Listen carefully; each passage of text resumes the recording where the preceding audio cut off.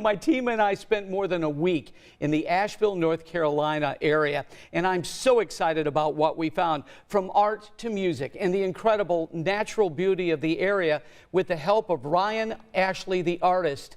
It's an awe-inspiring place that left me speechless. To watch the sunrise over the North Carolina mountains is to watch nature paint a masterpiece. Every day, all day, hundreds of beautiful, ever-changing natural canvases are created here, and anyone can see them all, thanks to a twisting two-lane road called the Blue Ridge Parkway. For most, the drive is a slow, meandering journey, but it doesn't have to be. Saw one of these driving by and decided this was the thing to do. Chris Johnson had other ideas. So it's not quite a car and it's not quite a motorcycle. It's a more immersive experience. One wheel in the back, two wheels in the front. It is a fast power sport vehicle. Oh yeah, this is going to be fun.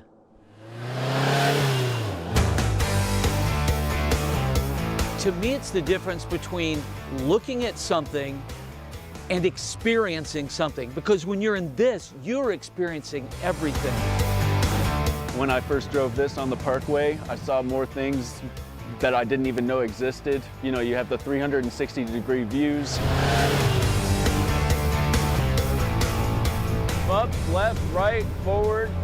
No roof is always a nice thing, but you still have that feeling of, you know, you can reach out to the side. You almost feel like you could pull the leaves off the branches as you're driving by. Most people, they're coming to the area, especially this time of year, to see the leaves, to see the natural beauty of the area, and you're significantly limited when you're in a normal vehicle. Even in our most peaceful moments, this is awesome. Something still is happening around us. What a view.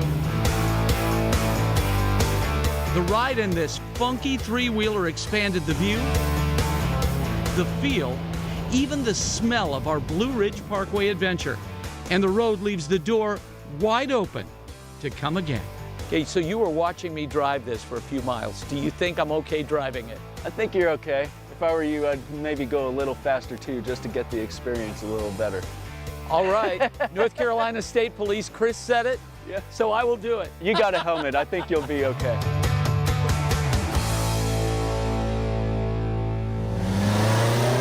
Woohoo! In Asheville, music is as part of life as the mountains. It's part of the fabric of the Appalachian region. And those hammered dulcimers, what a sweet sound, and I know it's a big part of your life. It is. Been a big part for a long time, and will continue to be a big part for a long time. What is it about this part of the country that makes this type of music so special? The fact that we are more surrounded by God's creation than traffic and high speed this and that and the other thing. High speed for us is taking a slightly upgraded walk in the woods. That's high speed.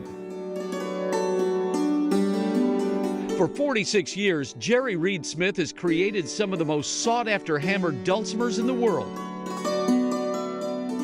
What is it that you love about making these instruments? The fact that before the next one is made, it's just raw wood. It's an idea, maybe an idea of how to make it better than the last one. And in my case, since I have had a waiting list my entire 46 years. That's a good thing. It is. I mean, nobody asked me to build the first one. I just built it.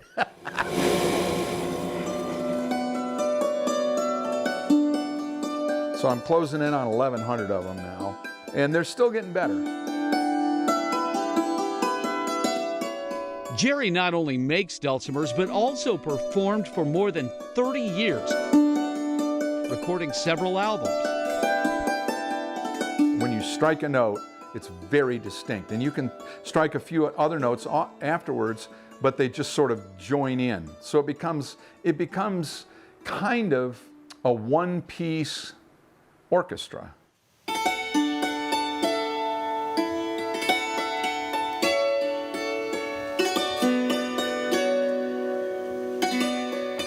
Jerry's in his 70s, but is still fulfilling his passion and feeding his soul,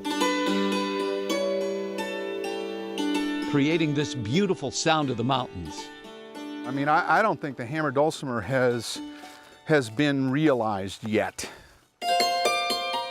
because you can't deny the power. You can't do it.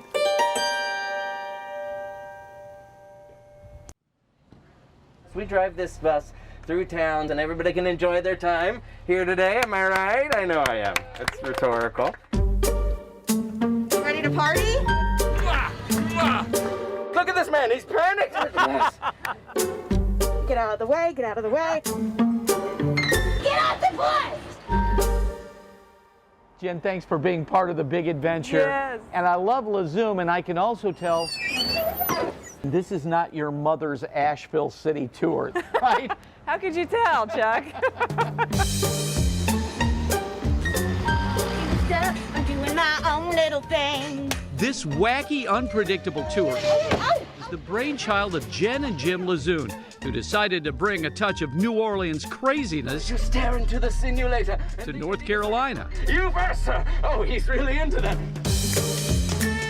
We're drawn to the mountains here in Asheville, and so moved here and started bouncing the idea off of locals, and they said, oh yeah, that would absolutely, that's not too weird for Asheville, so, which I was surprised to hear. Well, we're all a bunch of clowns here, you know, so like we love props. I don't know how the chicken came to be, but we said it was like your chicken tender for getting on the bus. And everybody loves a rubber chicken. I mean, who doesn't love a rubber chicken? Let me in. Your driving leaves something to be desired of. Our nuns are one of my favorite characters. Yes! No, don't clap. It's not a dolphin show. Everyone say hello, Sister Harry Mary. My husband was the first as Sister Bad Habit. Hello, sinners. They are just a hoot, and people love them. I also must warn you, this is the part of my ritual that gets a little weird. Catholic and otherwise, people love them. All right, there you go. You in the back right here. Oh, it's hot. Our slapstick style comedy really appeals to the older folks and the kids and the in-between. I really think it's a magical quality that happens here. Cheers again. The interactions on the street, the interactions in here. If you visit Asheville, you may one day forget the restaurant you dined in, the shop you walked into, but you will never forget Greetings from Turbot Burbage. Lezoom. People come in here in a bad mood, and it's like alchemy. They change, and they leave, and they feel better. I'm out of here. I'm not through with you. I'm not through with you. Bless you, not you. I will get it. Give it up for the nun, everybody!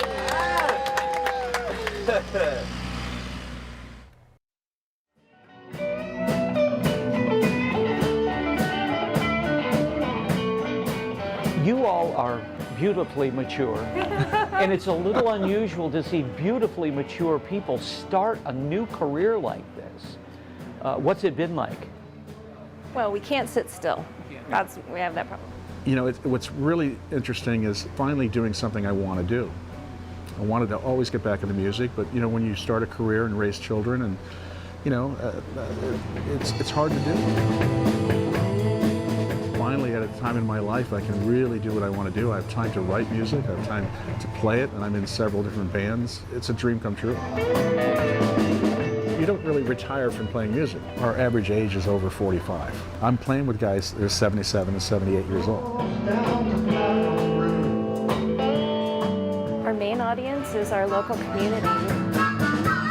Lovely foundation of people our age older, younger, people who have families who get a date night. The vibe is about the music, and it's live music, and it's being able to enjoy it. It's not about the bar. We're not a bar. Bar just happens to be here.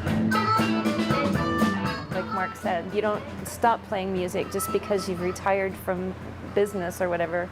That's when you can really start and meet great people of your age and feel like you belong somewhere. We change lives.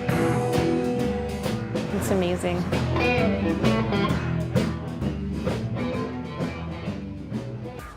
Yes, I am the doctor, can cure or can kill, but to say I forgive you is more than I will. This morning, Chuck's Big Adventure is exploring the music of the mountains. Love the sound of that. She has a pretty powerful and a very unique sound. It is. It really is. You know, that's Donna, and she is an 8th generation Appalachian ballad singer. Now, each word of these ballads is part of a story that goes back to another place and time.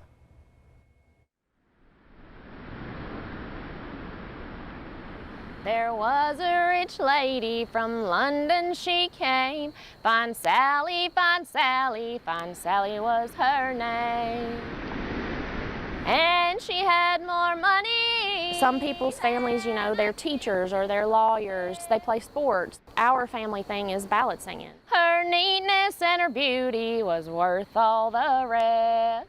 My name is Donna Ray Norton, and I am an 8th generation ballad singer. There was a rich doctor From right here in the Appalachian Mountains of Western North Carolina. that he casted his eye.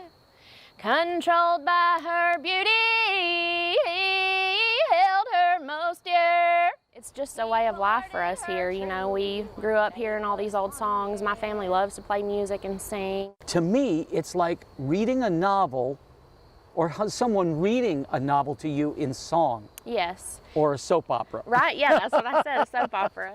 Come in, my old true love, and spend this night with me. You'll see the ballad singers kind of closing their eyes. Very fine bed, I'll give it. It's like you can see the story playing out, and that helps you kind of remember the words. For thee.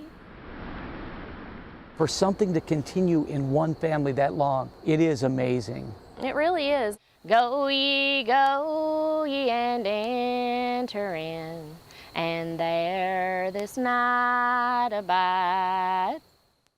Ballad singing is a dying art form.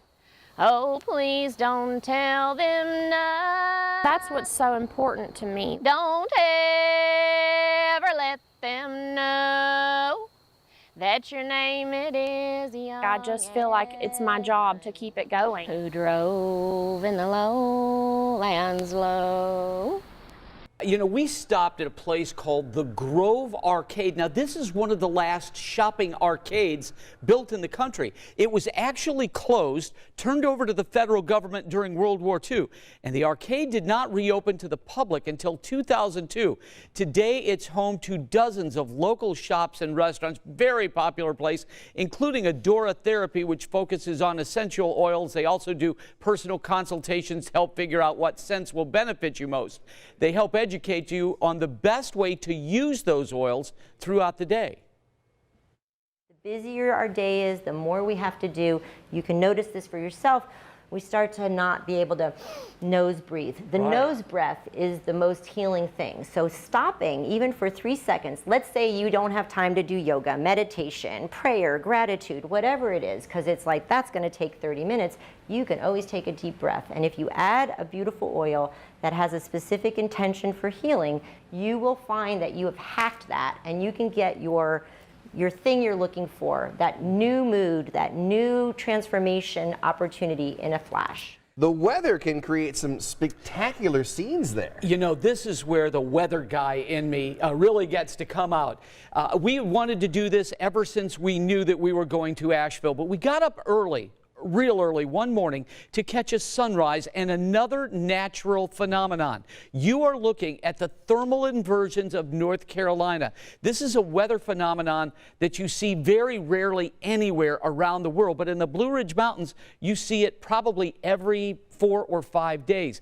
That looks like fog, and it kind of is. But at this time of year, it is warmer on top of the mountains than it is in the valleys. And so as that warm, moist air tries to rise, it just sits there. There's not much wind, and it almost looks like an ocean of fog. People drive from around the country just to get a glimpse of that. For instance, at the Overlook where our photographer Steve Rhodes shot that, and our producer Megan Simpson and I, people were there basically all night to wait for the sun to come up and to catch that beautiful sight. And of course, what comes up must come down. We also caught this stunning sunset while we were there, and you'll notice the change in the colors. At the elevations about 5,000 feet, we were already past peak in mid-October, but it was still green on the ground. But look at that sunset. That's a scene from the beautiful observatory on top of one of the mountains about 45 minutes outside of Asheville. It's a beautiful, beautiful place. And in case you missed that because you were brushing your teeth or yelling at your kids to get up, we're cool. I've got more photos in my blog on WTHR.com. We're just nestled off that beautiful Blue Ridge Parkway. The Fok Art Center is a must-see trip for anybody in that part of the country. Now, the Southern Highland Craft Guild is one of the oldest and most prestigious in the country, and it's easy to see why. The center is filled with the work of juried artists from 9 southern states, everything from pottery to quilts. And while we were there, I met Warren Carpenter. No lie, his name is Carpenter. And he is a woodworker who specializes in these beautiful bowls. He told me he was inspired to take up the craft after seeing a man turning wood while on vacation. And he's been a member of the guild now for nearly 2 decades. But he says it was not an easy process. Simply, this is the best craft people in the world, really. You're not going to get the arts and crafts end of things. You're going to get just really the top notch, because it's a tough jury process to get in.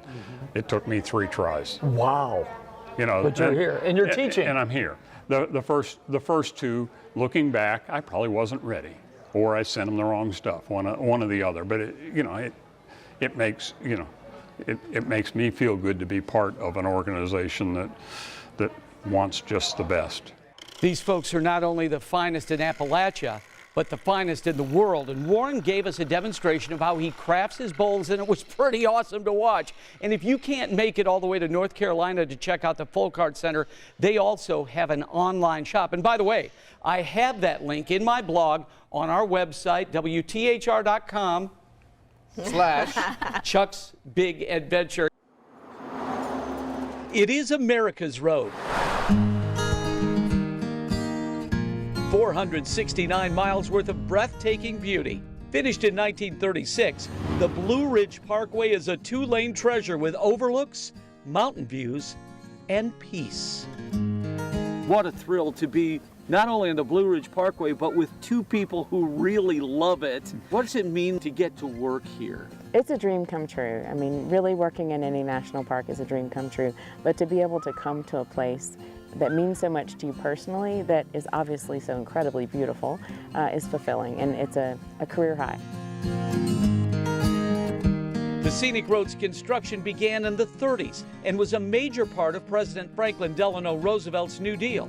It was and is an engineering marvel. This is a road and it's a national park, but to me it's almost artistic. Correct. It's very much a design landscape.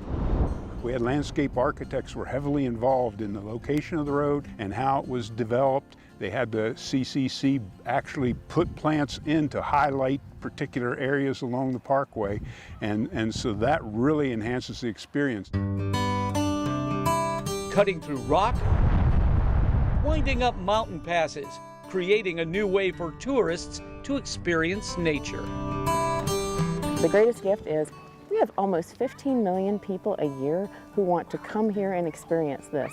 And through that experience, they build an appreciation for public lands, natural landscapes, and get something that fulfills their life. What makes this road so special?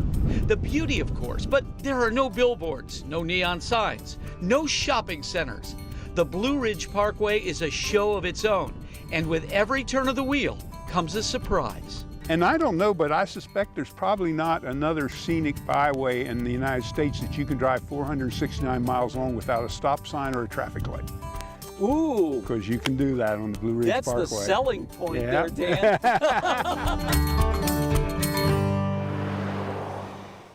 And a quick thanks to Dan and Tracy for spending the day with us. Another great thing, every spot changes constantly. Some overlooks offer spectacular sunrises and others spectacular sunsets. And if it's dark enough and you get away from the city, you can see some incredible stars and do some stargazing, which we'll show you later this week. As always, you can read more in my blog, WTHR.com/Chuck's Big Adventure. On any given day, if you walk through downtown Asheville, you'll find buskers performing on the corners. Most are musicians, but Chuck, you found one whose instrument isn't a guitar or even a drum set, rather a typewriter? Yeah, can you believe it, a typewriter? Well, it takes Ryan Ashley just a couple of minutes to get a snapshot of your life, and what he comes up with is beyond words. If you've been with us so far on my big adventure, you've heard his voice. Now meet Ryan Ashley, the man behind the typewriter. I would say before Asheville even became the tourist mecca that it is now, within the streets in downtown, you were sure to see buskers. You'd see it almost on every corner. I think just embedded in the artistic culture that also makes up the town. And you are a different kind of busker, but you fit right in, it seems like. In the sense of that, hello, I guess the sound of the typewriter. I imagine you've seen one of these before. The clicks and the clack have their own appeal musically. Come get a poem, personalized poem. Come get a free personalized poem. Love to create something beautiful for you.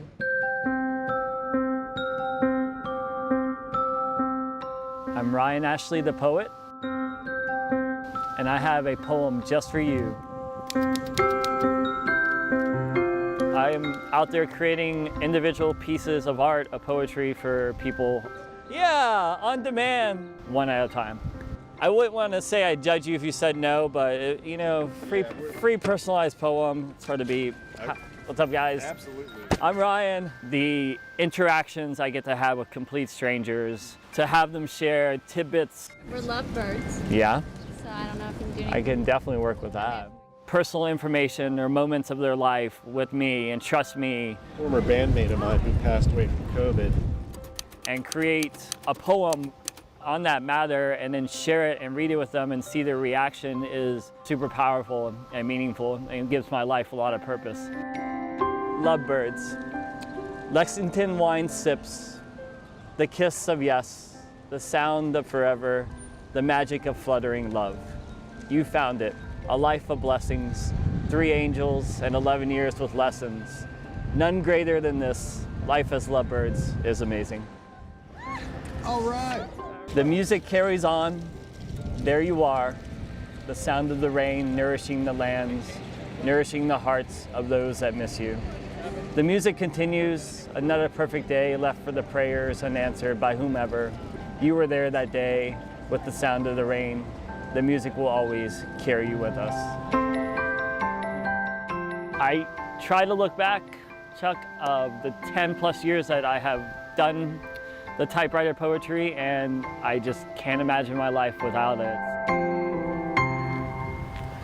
Oh, say it ain't so. That's the last time we're going to be hearing this jingle for a little while, because we're coming to the end of another wonderful Chuck's Big Adventure, but we got to go out in style, of course. Yeah, and we've had so much fun this week going through Asheville and North Carolina. And Chuck, part of your trip to Asheville included one of the most iconic homes in the country, and we can't wait to see inside. Well, thanks, Anne Marie. You know, the Biltmore was the dream of George Vanderbilt and is more than 4 acres of floor space under one roof. Imagine trying to keep the place clean.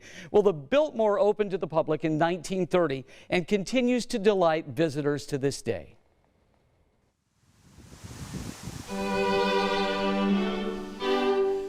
It was and is and probably always will be America's largest house.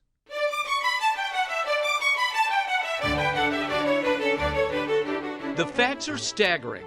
George Vanderbilt's home is 175,000 square feet and includes 250 rooms and 65 fireplaces. The estate covers 10,000 acres. A lot of oohs and ahs, and a lot of selfies, if you can imagine. Yes, I can't imagine. From all sorts of different perspectives. This country home was built in 1889, and visitors have toured it for well over 100 years, standing in line to see this Gilded Age monument. Vanderbilt could have built a house anywhere in the world. He decides to come to the Carolinas and he builds this house. So coming here would be a respite from the city. And while he was a single man when he built the house, he was expecting lots and lots of company. And we have about 1.6 million visitors a year. So indeed, he's getting lots and lots of company. The house is open year-round, but there's nothing like Christmas at Biltmore. That's right, because the theme changes every year, so we change the display every year. What's the theme this year? This year it's Christmas carols.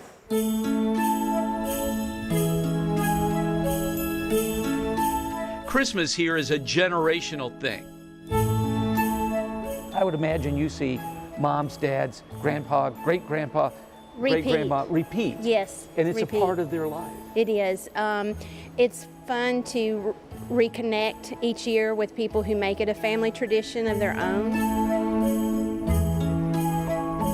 That theme of Christmas was pretty important to him, wasn't it? Indeed, the house opened on Christmas Eve, 1895. Vanderbilt will invite his entire family. He's the youngest of 8 children.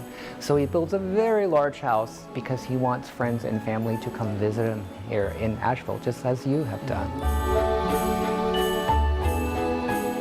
The house was built nearly 125 years ago as a home, but it's become a destination for over 1.5 million visitors a year who want to see beauty and elegance that everyone can experience.